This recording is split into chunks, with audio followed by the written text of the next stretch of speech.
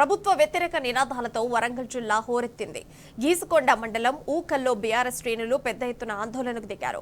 రైతులు బీఆర్ఎస్ నేతలు రోడ్డుపై బైఠాయించి నిరసన చేపట్టారు. రైతులతో కలిసి మాజీ ఎమ్మెల్యే చల్లా ధర్మారెడ్డి ధర్నాలో పాల్గొన్నారు. ఇలాంటి ఆంక్షలు లేకుండా రైతులందరికీ రుణమాఫీ చేయాల్సిందేనని ప్రభుత్వాన్ని డిమాండ్ చేస్తున్న చల్లా ధర్మారెడ్డితో మన ప్రతినిధి రవికాంత్ ఫేస్ టు ఫేస్.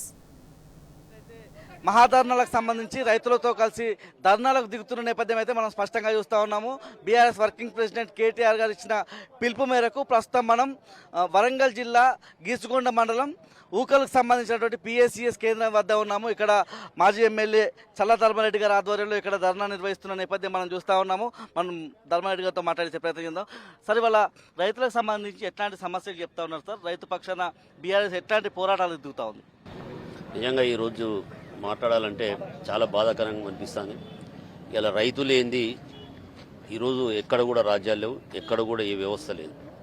ఇలా రైతులు కష్టపడి పండించిన పంట తోటే ఈరోజు మనం అందరం కూడా జీవనభృతి జరుగుతూ ఉంది. ముఖ్యంగా తెలంగాణ ఏర్పడిన తర్వాత మాజీ ముఖ్యమంత్రి వర్యులు గౌరవనీయులు శ్రీ కల్వకుంట్ల చంద్రశేఖరరావు గారు ఒక వినూత్నంగా భారతదేశంలోనే ఎక్కడ లేని విధంగా రైతులను మనం కాపాడుకోవాలనే ఉద్దేశంతో ఎన్నో సంస్కరణలు తీసుకురావడం జరిగింది. భారతదేశానికి ఆదర్శంగా తెలంగాణ రాష్ట్రాన్ని ముందుకు తీసుకెళ్ళింది కేసీఆర్ గారు. ఎందుకంటే ఈరోజు రైతులకు రుణాలు మాఫీ చేయడమే కాదు, రుణాల మాఫీతో పాటు రైతుకే పెట్టుబడి పెట్టిన ముఖ్యమంత్రి వర్యులు కేసీఆర్ గారు. భారతదేశంలో ఎక్కడ రైతు బంధు అనే పథకం లేదు. రైతుకు ఎందుకు రైతు బంధు ఇవ్వాలి? వర్షాకాల పంట కావచ్చు, యాసంగి పంటకు కావచ్చు, ఇమ్మీడియట్గా మనమే పెట్టుబడి పెడితే రైతు ఎక్కడ అప్పులకు పోకుండా, ఎవరి దగ్గరికి పోకుండా తన వ్యవసాయం తను చేసుకోవాలనే ఉద్దేశంతో ఎకరానికి 5,000 వర్షాకాల పంటకు, యాసంగి పంటకు 5,000 అంటే సంవత్సరానికి 10,000 రూపాయలు పెట్టుబడి ఇస్తే, ఆ రోజు బఫర్ స్టాక్ పెట్టి యూరియా ముందుకు తీసుకొస్తే, పట్టేరు ఇస్తే చక్కగా బ్రహ్మాండంగా ఎకరాన 20 క్వింటాలు 22 క్వింటాలు అయ్యే పంటను 40 క్వింటాల ధాన్యం దిగుబడి అయిందంటే అది కేసీఆర్ గారి పుణ్యమే. బ్రహ్మాండంగా తెలంగాణ ఈరోజు సస్యశ్యామలంగా ఒకవైపు నీరిచ్చి, ఒకవైపు పెట్టుబడి పెట్టి, ఒకవైపు బఫర్ స్టాక్ పెట్టి అన్ని రకాల అందుబాటులో తీసుకొస్తే సొసైటీలను కానీ, బ్యాంకర్స్ను కానీ రైతు దగ్గరికే వచ్చి మేము అప్పిస్తామనే స్థాయికి ఇలా కేసీఆర్ గారు తీసుకొచ్చారు. దాన్ని నడ్డి విరిచే విధంగా రైతులకు మోసపూరితమైన మాటలు చెప్పి, ఎలక్షన్ రాగానే ఒక బూటకం మాటలు మాట్లాడి, నిజంగా చెప్పాలంటే అది ఒక రకంగా చెప్పాలంటే రైతులను మోసపూరితమైన మాటలు మాట్లాడి ఈరోజు అధికారంలోకి వచ్చిన వెంటనే ఇచ్చిన మాట ఒక్కటి కూడా ఇప్పటి ముఖ్యమంత్రి రేవంత్ రెడ్డి గారు చేయడం లేదు. రుణమాఫీ అన్నాడు, దాని గురించి మీరు ఆలోచించాలి. 9వ తారీఖు నాడు తీసుకొచ్చుకొని 2 లక్షల రూపాయల వరకు నేను రుణమాఫీ చేస్తాను.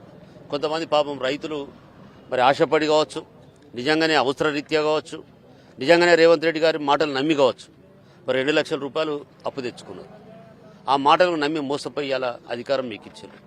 డిసెంబర్ పోయింది, నువ్వు ఫిబ్రవరిలో ఏమన్నావు? నేను రుణమాఫీకి 49,000 కోట్ల రూపాయలు అవుతుంది అంచనాలు వేసినాం, నేను చేస్తామన్నావు. 49,000 కోట్ల రూపాయల నుంచి కాదు ఇది 45,000 కోట్లు అన్నావు. మళ్ళీ తర్వాత కాదు 41,000 కోట్లు అన్నావు. అధికారులు కూడా 35,000 కోట్లు అన్నారు. కాదు, నీ క్యాబినెట్ మీటింగ్ పెట్టావు. క్యాబినెట్ మీటింగ్లో ఏం తెలిసారు? క్యాబినెట్ మీటింగ్లో ఎవరు ఉంటారు? ప్రిన్సిపల్ సెక్రటరీ, సంబంధిత సెక్రటరీసు, మంత్రులు. ఒక క్యాబినెట్ మీటింగ్ అవమానపరిచే విధంగా ఈరోజు ఇది 31,000 కోట్ల చిల్లర ఉంది, దాన్ని రుణమాఫీ చేయాల్సిన అవసరం ఉందని చెప్పి తేల్చావు. ఓకే, 38 కోట్లు బడ్జెట్లో 26,000 కోట్లే పెట్టుకున్నావు. అంటే నీ అంచనాలు ఇది ఎందుకు చెప్తున్నావు అంటే ఒక మోసపూరితమైన మాటలు మాట్లాడడానికి ఇది నిదర్శనం. 31,000 కోట్లు క్యాబినెట్లో పెట్టి 26,000 కోట్ల నువ్వు బడ్జెట్లో పెట్టినావంటే నీ మాటల మోసం ఏందో ఇక్కడ అర్థం చేసుకోవాలి. రైతాంగం కావచ్చు, తెలంగాణ ప్రజానీకం కావచ్చు. తర్వాత ఏం చేసావు? 17,900 కోట్లే 17,900 కోట్లే మేము మాఫీ చేస్తున్నామని చెప్పావు. 17,900 కోట్లకే మేము అనట్లే, మీ మంత్రులే ఒక ఆయన మేము 12,000 కోట్లు చేశాం, ఒక ఆయన 7,500 కోట్లు చేశాం, ఇంకా చేస్తాం, తప్పులున్నాయి వాటిని సరిదిద్దుదాం అన్నారు. అసలు ఇప్పటివరకు నువ్వు చేసింది ఎంతో తేల్చాల్సిన అవసరం ఉన్నది. మీ మంత్రే, సంబంధిత మంత్రే 7,500 కోట్లే ఇచ్చాం, మిగతాది ఇస్తామంటున్నాడు. నువ్వు 17,900 కోట్లు ఏ విధంగా చేశావు? ఇలా రైతాంతా అందరూ కూడా నాకు వస్తుంది కావచ్చు అని ఆశలతో అన్నాడు. నేను అంటున్నా, ఆధార్ కార్డు తప్పు ఉంది, ఎట్లా ఇస్తారండి బ్యాంక్ లోన్? ఫోన్ నంబర్ తప్పు ఉంది, ఎట్లా ఇచ్చిందండి బ్యాంక్ లోన్? ఎట్లా డీటెయిల్స్ కరెక్ట్ లేదంటావు? బ్యాంకర్ తెలుసాలే. నిజంగా బ్యాంకర్స్ ఒక్కరన్నా చెప్పమను, ఇది మా అంకెలు తప్పు ఉన్నాయి, మా పేర్లు తప్పు ఉన్నాయి.